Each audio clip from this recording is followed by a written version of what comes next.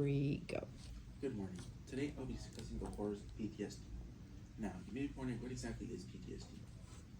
Well, post-traumatic stress disorder, most commonly referred to as PTSD, is a mental disorder which affects three sections of the brain: the prefrontal cortex, the amygdala, and the hippocampus.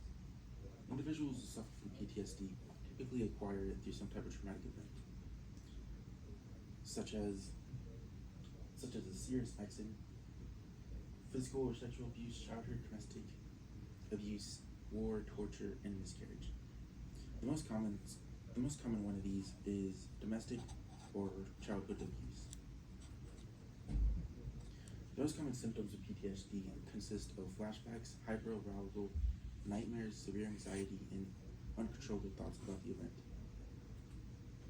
Now, you may be wondering, why does this matter? Well, in the United States, about 6 out of every 100 people have been diagnosed with PTSD. That's about 20 million people in the United States alone. And only about 60% of these people will be able to fully recover from PTSD. And the sad truth is that about 5 to 8% of these people end up committing suicide. That's about 1.3 million people who end up taking their lives due to this horrible disorder. Furthermore, those with PTSD could have symptoms that last up to 1 year or even longer. Now, could you imagine going a year of your life or even longer suffering from PTSD? Well, the unfortunate truth is that some people don't have to imagine. I'll be discussing the case of P.K. Phillips, who is someone who was diagnosed with PTSD at the age of 35 after having a childhood filled with physical, mental, and sexual abuse. Phillips first found out she had PTSD at the age of 16 when she had her first panic attack. In this, Phillips documents her experiences with PTSD and how it affected her life. She states that she was unable to leave her apartment for several periods of time, which resulted in her losing her modeling career. Phillips also states that she would have uncontrollable thoughts of someone entering her house and harming her daughter. Fortunately enough, though, Phillips was able to get treatment for her PTSD, but as she states, there's no cure, no final healing. Now, you may be wondering, who's most likely to get PTSD? Well, about 18% or 18 out of 100 combat veterans suffer from PTSD. There are many causes to PTSD in the military, but I will be discussing two of them today. The first one is fear of not following orders, and the second one is fear of them being hunted by other soldiers. Now, the stimulus material, moral courage, and intelligent disobedience expresses the idea that soldiers should know when and how to disobey orders that they are given.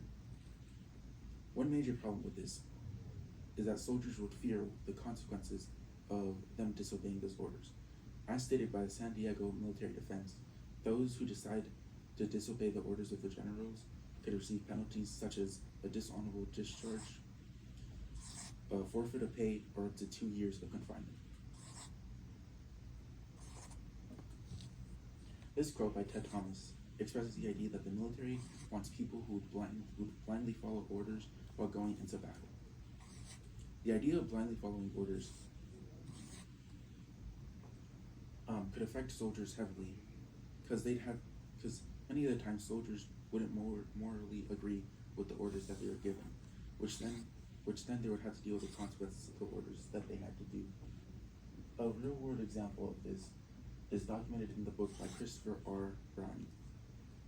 Ordinary Men is a book based on true events of German soldiers in World War II who were given orders to murder a vast number of innocent Jewish civilians.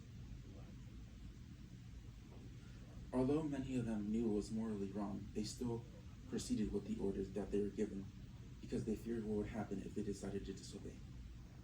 Many tried to find reasons to leave, and some even tried to find reasons to justify their actions to ease their conscience.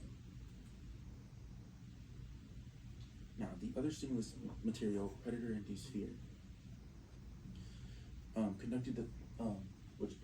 which these people conducted a study on wild birds, which they would separate the birds into two groups and have one group listen to the cause of a predator and the other would. Then they would track the fear of both groups And as expected, the group that listened to the predator calls experienced almost 6 times more fear than the ones that didn't. This is due to the predator-prey relationship that the birds had with the predator calls, which resulted in an increased amount of fear. This chart depicts the fearfulness shown. As you can see, the ones who listen to the predator's sound experienced more fear than those that didn't. They also experienced more activity in the amygdala and the hippocampus parts of their brain. Now, you may be wondering what this has to do with soldiers. Well, soldiers in war have to deal with a similar type of predator-prey relationship with enemy soldiers who are hunting them down in battle. This can result in an increased amount of fear, as depicted by these charts. Now, some solutions. You may be wondering what is the solutions to these problems. Well, first, let's discuss the limitations. While researching, I found out that only about 50% of people with PTSD actually go and seek treatment. This is due to many reasons, such as them not wanting to seem weak, them fearing losing their job due to being discharged by the military due to mental health reasons, and them not having trust in therapists or other mental health professionals. Now, solutions for those suffering from PTSD consist of them seeking professional help. But as stated before, some don't trust mental health professionals, so it's also good to know the signs someone has PTSD, because in many cases, all they need is a loved one to go and help them seek treatment. There are also many organizations that would help with PTSD, such as the WWP, which helps combat veterans who have PTSD, and the ADAA, which helps anyone who has PTSD. These are my citations, and thank you.